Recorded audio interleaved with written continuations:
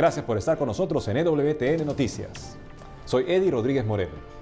Yo soy Isabel Díaz Monsalve, contenta de estar nuevamente con ustedes.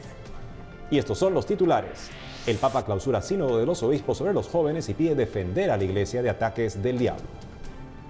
Recuerdan 60 años de la elección del Papa Juan XXIII, quien convocó el Concilio Vaticano II.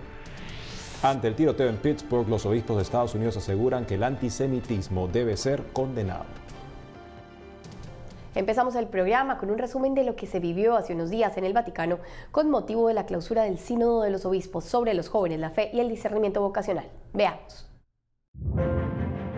La 15ª Asamblea General Ordinaria del Sínodo de los Obispos sobre los jóvenes, la fe y el discernimiento vocacional, realizada desde el 3 al 28 de octubre en el Vaticano, llegó a su fin. Y como conclusión a los trabajos, se presentó el documento final, que será aprobado por el Papa Francisco. El texto tiene 167 puntos, entre los que se abordan temas como la pastoral juvenil, el papel de la mujer en la Iglesia, la sexualidad, el escándalo de los abusos, la importancia de la formación, en especial de seminaristas, la espiritualidad y la vocación. Precisamente sobre este último tema, se hizo un llamado a crear las condiciones para que en todas las comunidades cristianas se desarrolle una verdadera cultura vocacional y un constante compromiso de oración por las vocaciones. Por otro lado, en el punto 29 se reconoce que los diversos tipos de abusos cometidos por algunos miembros del clero provocan en las víctimas sufrimientos que pueden durar toda la vida. En ese sentido, en el punto 30, el sínodo pide actuar en la raíz del problema, como es el deseo de dominio, la falta de diálogo y transparencia, las formas de doble vida, el vacío espiritual, así como la fragilidad psicológica. El documento final también aborda la formación de los candidatos al sacerdocio y la vida consagrada, la importancia de los centros católicos y la preparación de los jóvenes como agentes pastorales y al matrimonio. Para concluir el sínodo, el Papa Francisco dirigió unas palabras a los participantes, en las que reconoció que la Iglesia está siendo perseguida a causa de nuestros pecados. La Iglesia no debe estar manchada. Todos estamos sucios, pero la Madre no. Por eso es el momento de defender a la Madre del gran acusador, mediante la oración y la penitencia. Es un momento difícil, porque el acusador ataca a la Madre a través de nosotros, pero a la Madre no se le toca. A la Madre no la si toca.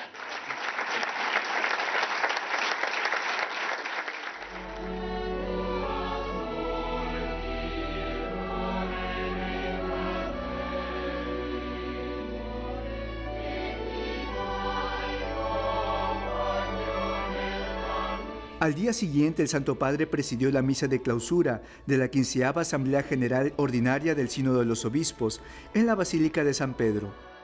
Durante su homilía, el Santo Padre reflexionó sobre los 3 ejes en los que han girado los trabajos de los padres sinodales en estas 3 semanas: escucha, acompañamiento y testimonio. Al finalizar la misa de clausura, los padres sinodales dirigieron una carta a los jóvenes de todo el mundo, en la que les pidieron una confianza renovada en la Iglesia. Asimismo, en la misiva, leída por el cardenal Lorenzo Baldisseri, secretario general del Sínodo de los Obispos, los padres sinodales expresaron a los jóvenes que la Iglesia no los abandona y está dispuesta a acompañarlos por caminos nuevos, por las alturas donde el viento del Espíritu sopla con más fuerza, haciendo desaparecer la indiferencia y el desánimo. Vogliamo essere collaboratori della vostra gioia. Queremos ayudarlos en sus alegrías para que sus esperanzas se transformen en ideales.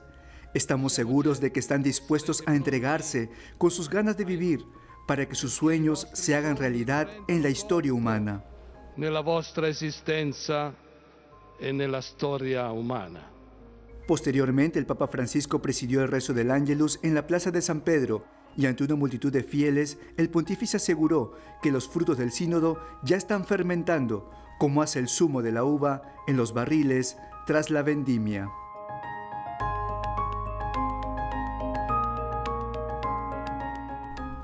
Esperamos que estas conclusiones del sínodo puedan llevar a una mayor reflexión, sobre todo en el trabajo con la pastoral juvenil.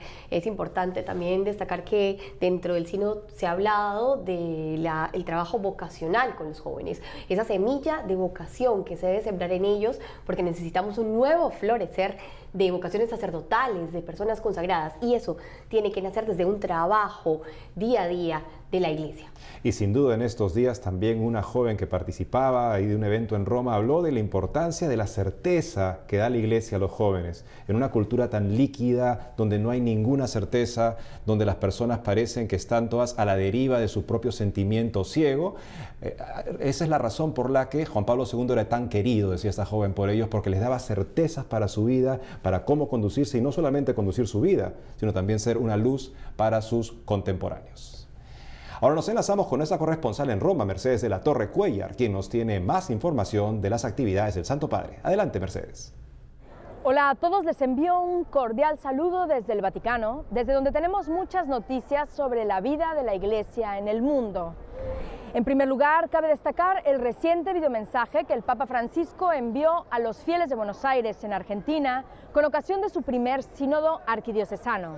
En este mensaje les dio un remedio para que no caigan en las habladurías. Vamos a escucharlo. El tercer peligro, que para mí es el que más debilita a las comunidades eclesiales, es el chismorreo. El chismorreo es como un sarampión que se mete y no se puede vivir sin sacarle el cuero al otro. Cuídense de los chismes. Lean lo que dice el apóstol Santiago sobre los chismosos. ¿Cuántas veces oímos? No, esa señora es muy buena, va los domingos a misa, va todos los días a misa, pero una chismosa. Bendito servicio le hace a la Iglesia una persona así. Hay un remedio para no ser chismoso. Muérdanse la lengua. Se les va a hinchar, pero así se van a curar. Y cuando yo tengo ganas de hacer un comentario, de sacarle el cuero a alguien, o aunque sea una insinuación, mordete la lengua y pedir a Jesús que te saque ese vicio.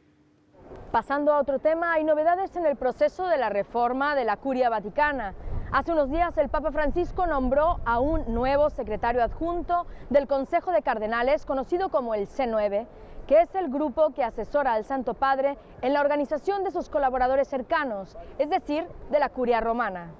Se trata de Monseñor Marco Melino, hasta ahora vicario general de la diócesis italiana de Alba. Cuando la oficina de prensa de la Santa Sede informó sobre este nombramiento, indicó también que Monseñor Melino fue elevado a la dignidad episcopal. El nuevo secretario adjunto del C9 estudió su licenciatura y su doctorado en la Pontificia Universidad Lateranense y después fue juez externo del Tribunal de Apelaciones de la Diócesis de Roma. Además, trabajó por casi 2 años en la sección de Asuntos Generales de la Secretaría de Estado del Vaticano. Finalmente les comento que recientemente se han conmemorado los 60 años de elección del Papa Juan XXIII. El Papa Francisco recordó aquel 28 de octubre de 1958 en que el cardenal Angelo Giuseppe Roncalli fue elegido como nuevo pontífice de la Iglesia Católica, tomando el nombre de Juan XXIII.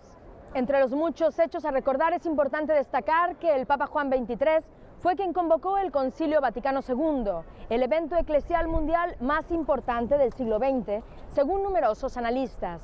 De hecho, el diario oficial Vaticano, el Observatore Romano, publicó recientemente un artículo titulado Algo más que un papa de transición, en que el sacerdote e historiador español Vicente Cárcel Ortí describió que el Papa Bueno, como también se le conocía a San Juan XXIII, se presentó al mundo como garante de la paz porque era consciente de su naturaleza y de su misión universal que le permitieron evitar los peligros y las sospechas del occidentalismo.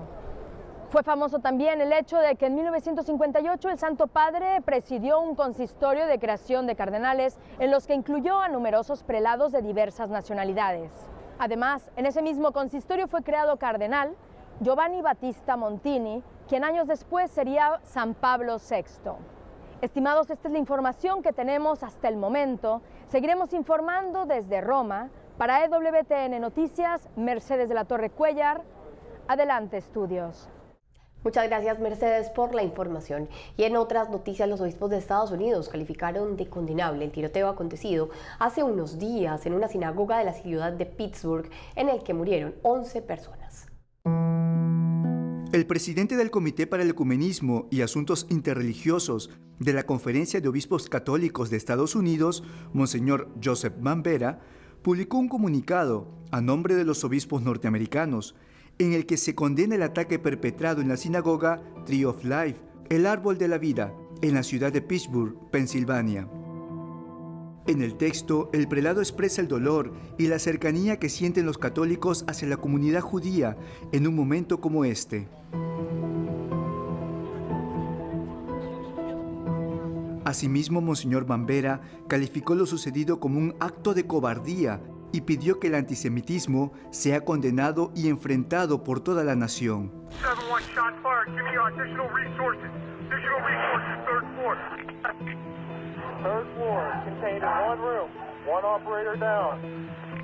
El comunicado también señala que la muerte y la violencia han entrado de nuevo a una casa de culto, dejando entre los muertos y heridos gente que representa lo mejor de quienes somos, personas de fe reunidas para orar y celebrar el nacimiento de un niño, y por otro lado, policías capaces de responder a la violencia a costa de su propia seguridad. Como se sabe, el pasado sábado 27 de octubre, minutos antes de las 10 de la mañana, un sujeto identificado como Robert Bowers, de 46 años, ingresó a la sinagoga El Árbol de la Vida y abrió fuego contra los fieles, gritando que todos los judíos debían morir. En su huida, disparó también contra las autoridades policiales, dejando un saldo de 11 personas asesinadas y varios heridos. Al verse cercado, decidió entregarse a las autoridades.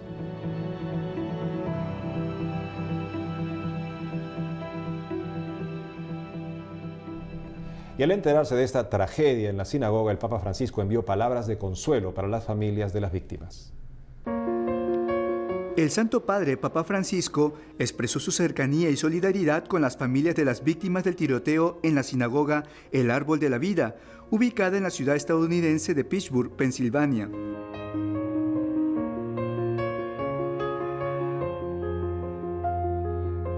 Así lo dio a conocer durante el rezo del Ángelus dominical en la Plaza de San Pedro, y dijo sentirse cerca de todos los habitantes de Pittsburgh, en particular de los miembros de la comunidad hebrea golpeados por este atentado.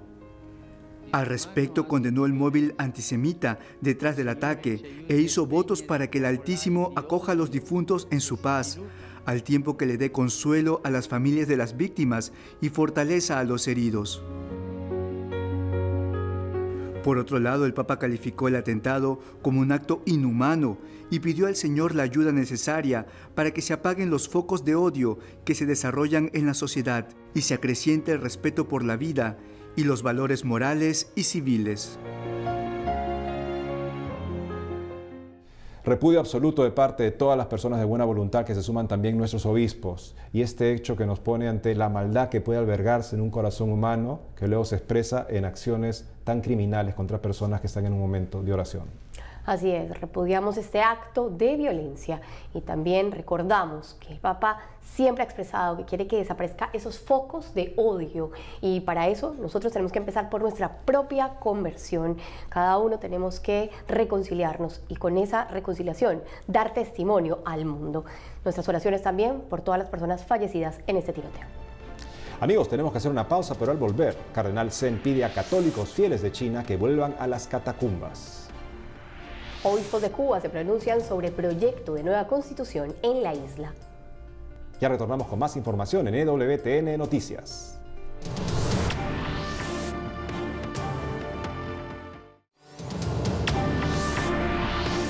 Seguimos con más información y esta vez desde China, donde el obispo emérito de Hong Kong llamó a los fieles católicos de China a volver a las catacumbas. Conozcamos los detalles. En un artículo publicado en el New York Times, el cardenal Joseph Zeng, obispo emérito de Hong Kong, exhortó a los fieles católicos de China a volver a las catacumbas tras el acuerdo provisional firmado entre el gobierno del país asiático y el Vaticano para el nombramiento de obispos. No comiencen una revolución, vayan a casa y recen con sus familias, esperen mejores tiempos, vuelvan a las catacumbas, el comunismo no es eterno, afirmó el purpurado en el texto titulado El Papa no entiende a China. Además, el cardenal afirmó que el acuerdo provisional firmado por el gobierno comunista y el Vaticano es un paso importante hacia la aniquilación de la Iglesia verdadera en China. El obispo emérito de Hong Kong recordó que la Santa Sede y Beijing rompieron lazos en la década de 1950 y manifestó que los católicos y otros creyentes eran arrestados y enviados a campos de trabajo. Por ese motivo, agregó que nunca se puede tener realmente un buen acuerdo con un régimen totalitario. En ese sentido, el prelado expresó que China se ha abierto desde la década de 1980, pero aún hoy todo se encuentra bajo el control del Partido Comunista Chino, refiriendo que la iglesia oficial en este país está controlada por la llamada Asociación Patriótica y la Conferencia de Obispos, y ambas son manipuladas por el partido. Como se sabe, luego de la firma del acuerdo, 2 obispos chinos pudieron participar en el Sínodo de los Jóvenes que se realizó en el Vaticano. Los prelados invitaron al Papa a visitar China. Sin embargo, en este mes de octubre, las autoridades del país asiático lanzaron una ofensiva contra las cruces y otras estructuras de la Iglesia en 3 diócesis del país. Es un tema muy complicado el que se vive en China, pero esperamos que los católicos puedan algún día vivir su fe en libertad y que el gobierno aprenda a respetar a las minorías y la libertad religiosa. Por otro lado, los obispos de Cuba se pronunciaron sobre el proyecto de nueva constitución que se debatirá próximamente en ese país y pidieron que se respete el derecho a la vida, el matrimonio y la libertad de enseñanza.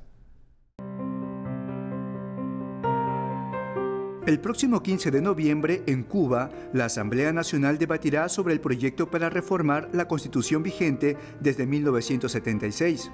Ante esto, la Conferencia Episcopal Cubana expresó, mediante un comunicado, su opinión sobre esta reforma, la cual manifestaron que debe reflejar las características de la sociedad y no puede construirse con elementos ideológicos. En su mensaje, los obispos apreciaron que el proyecto tenga en cuenta los derechos humanos reconocidos en los tratados internacionales firmados por Cuba, pero lamentaron la ausencia de reconocimiento a la diversidad de opinión política. De esta forma, pidieron explicitar en el documento el respeto al derecho a la vida desde la concepción hasta la muerte natural, incluyendo la abolición de la pena de muerte.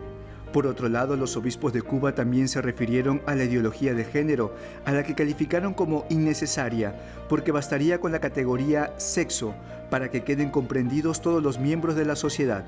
En ese sentido, reafirmaron la complementariedad entre el hombre y la mujer, que fundamenta la vocación al matrimonio y a la familia. Finalmente, los prelados llamaron a reconocer el derecho de los padres a elegir la educación de sus hijos, incluida su formación religiosa, y el derecho a profesar o no creencias religiosas, a cambiarlas y a practicar la de su preferencia. Otro gobierno que debe aprender a respetar a su población y no lanzarla en un nuevo experimento social como el de hace 50 años, ahora con nuevas ideas, pero que siguen atacando el núcleo del humano, la familia, la persona, la vida. Y el cineasta español Juan Manuel Cotelo, director de la película El Mayor Regalo, en declaraciones a Así Prensa explicó el por qué hace películas sobre el perdón y qué es lo que espera siempre del espectador. Veamos. Estamos ya un poquito saturados de historias en las que el final feliz es que alguien mate a alguien. Estamos ya saturados, estamos hartos, al menos yo, de ver cómo la ética que muchas veces se ha propuesto en el cine es la venganza. Y eso, llevado a la vida real, no funciona. En el cine siempre está el recurso de pones un cartel, se acabó, the end, y aquí acaba la película. Pero en la vida real, siempre que hay venganza, ni es final ni es feliz. Es el comienzo de una serie interminable de capítulos tristes, así que no funciona, esa solución no funciona. Por tanto, ¿por qué hacer una película del perdón? Porque es verdadero porque es positivo, porque es sanador, porque es una esperanza fundada en hechos reales. Así que yo creo que ya es hora de empezar a promover en serio los finales felices en nuestra sociedad. Yo no espero nada del espectador, lo deseo todo, pero no puedo decir, yo espero que pase, yo hago mi trabajo y confío en que no sea una pérdida de tiempo, que no se limite a entretener al espectador, que el objetivo no es llenar butacas vacías, ni estrenar en muchos países, la esperanza, el deseo, que no se puede exigir a nadie, pero que lo cierto es que sucede, es que el espectador reciba a través de la pantalla una invitación amable a amar más. Ahora nos vamos hasta la Catedral de la Almudena, en España, donde se encuentra nuestra compañera Blanca Ruiz, con una interesante entrevista a un salesiano sacerdote que estuvo secuestrado por el ISIS. Adelante, Blanca. Hola Isabel, hola Edi. Aquí con la Catedral de la Almudena a mis espaldas les cuento que el padre Tom Unzunail, el sacerdote salesiano que fue secuestrado por yihadistas en marzo de 2016 en Yemen, visitó recientemente España. Como recuerdan, el padre Tom fue secuestrado durante una intervención, durante un ataque a una residencia de ancianos que regentaban las misioneras de la caridad en Adén, en Yemen. Y en ese ataque también fallecieron 4 de estas religiosas. EWTN Noticias pudo hablar con él y esto fue lo que les contó. And those who are killing them too, I prayed for them too, that the Lord may be merciful to them too. Recé la misericordia de Dios por las hermanas que habían muerto y también por los que las habían asesinado. Después me llamaron a que fuera a un coche y me preguntaron si era musulmán. Les dije que no, que era cristiano. Y me metieron en un coche. Poco después abrieron la puerta de nuevo y lanzaron algo metálico envuelto en unas telas. Supe que era el sagrario que las hermanas tenían en la capilla. Durante el año y medio que el padre Tom estuvo en manos de los yihadistas no sufrió torturas físicas, pero sí psicológicas. Asegura que pudo mantenerse fuerte durante ese tiempo gracias a las oraciones que miles de personas en el mundo rezaban por él. Gracias a Dios y a las oraciones de muchos, pude mantener la calma y no he tenido ninguna pesadilla sobre esto desde entonces. Tampoco he estado deprimido. Y no es por mi propia fortaleza, sino es el fruto de la oración de mis hermanos y hermanas que me sostuvieron y que rezaron por mi liberación. Durante esos 18 meses de secuestro, el padre Tom celebró la misa de manera espiritual y también meditaba con frecuencia un pasaje del Evangelio. En los evangelios está escrito que cada pelo de nuestra cabeza está contado y no cae sin que nuestro Padre del cielo lo sepa. Así que yo meditaba mucho estas palabras, mucho, y sabía que Dios sabía todo lo que me estaba pasando. Según contó a EWTN Noticias, el padre Tom rezaba todos los días por sus captores, por la semilla de bien que podían albergar en su corazón.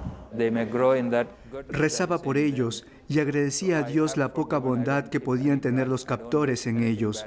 Gracias a Dios no les guardo rencor ni odio. Tras su liberación, el padre Tom se encontró con el Papa Francisco en el Vaticano. Según explicó, le agradeció personalmente sus oraciones. Actualmente el padre Tom reside en la India, ya que Yemen está en guerra, pero asegura que sin dudar volvería a este país. Estoy listo para volver a Yemen, si es allí donde Dios quiere que esté. Con este impactante testimonio les dejamos un saludo, Eddie, un saludo, Isabel. Seguiremos informando. Gracias, Blanca, por la información y por este testimonio que nos invita a todos a ponernos de lleno en manos de Dios, en la confianza que maduró en esta prueba que sufrió el padre Tom y que se convierte en una luz para todas nuestras vidas. Y para terminar, les queremos mostrar un video publicado por Vatican News sobre la carta de los padres sinodales a los jóvenes y en el que se anima a compartirla. Veamos.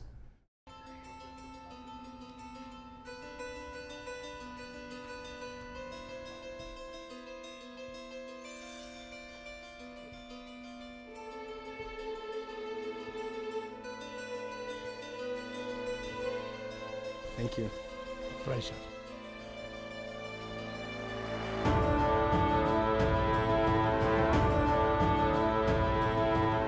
Nos dirigimos a vosotros, jóvenes del mundo, nosotros como padres sinodales, con una palabra de esperanza, de confianza, de consuelo.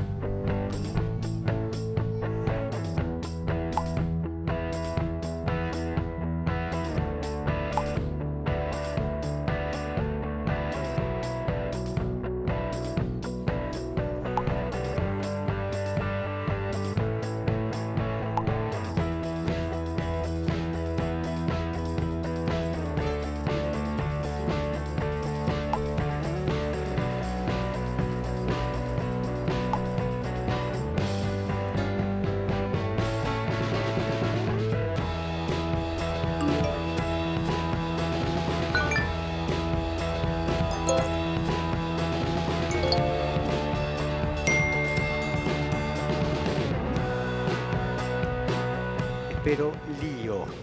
Quiero que se salga afuera. Qué lindo e importante el mensaje que envían los padres sinodales a los jóvenes a través de esta carta, en el que muestran la confianza que tiene la Iglesia en ellos. El que quiera profundizar un poco más en este mensaje puede hacerlo a través de la página web de Asiprensa, www.asiprensa.com. Ahí lo encontrarán completo. Es una ocasión para volvernos todos de corazón al Señor Jesús en una vida más convertida, que nos permita, por así decirnos, ganarnos la confianza unos de otros, tanto la jerarquía como los jóvenes, y cumplir más plenamente, mejor nuestra misión en adelante en la Iglesia y ante el mundo. Y bueno, amigos, hemos llegado al final del programa por el día de hoy. Muchas gracias por estar con nosotros y saben que pueden ampliar estas y otras noticias en nuestras redes sociales. Gracias, amigos, y hasta pronto.